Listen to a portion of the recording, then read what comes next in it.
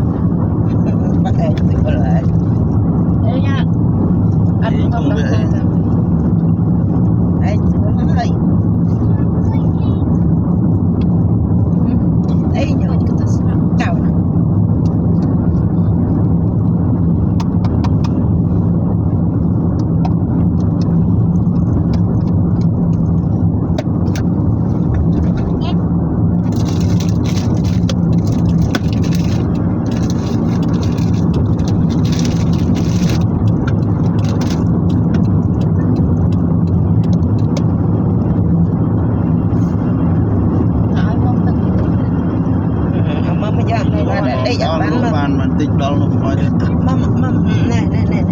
nói ôn mà ta ơn còn nói ê chặt mâm nó con á ít cả đâm chèo